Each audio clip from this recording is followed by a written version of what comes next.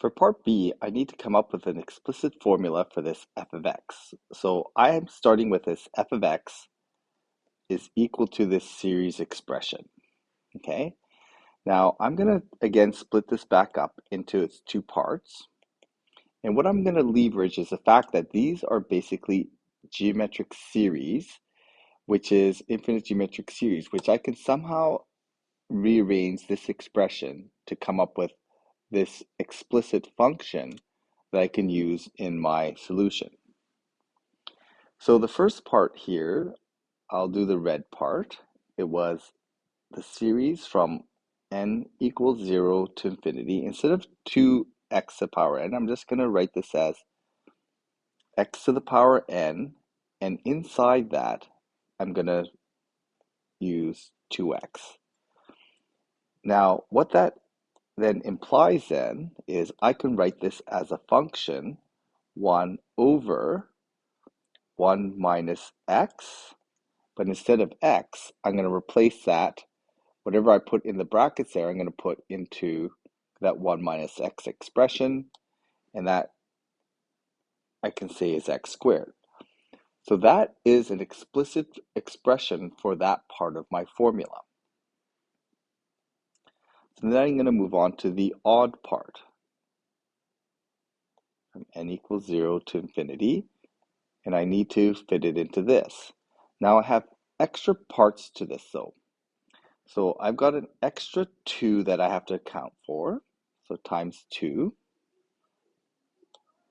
okay.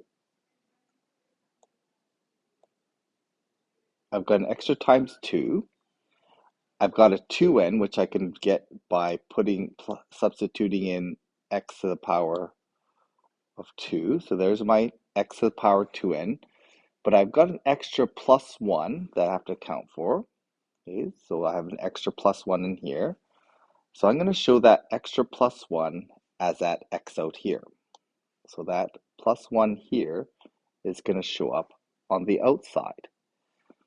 Now, because I've been able to express this in the power series, in the basic geometric sequence power series, I can write this as 2x, and in the function 1 over 1 minus x. Okay, now inside that power series, though, this becomes x squared. So those two explicit functions express those two different series. So now I can put this all together as an explicit function. I have 1 over 1 minus x squared plus 2x over 1 minus x squared. I've got a common denominator, so this becomes 1 plus 2x over 1 minus x squared.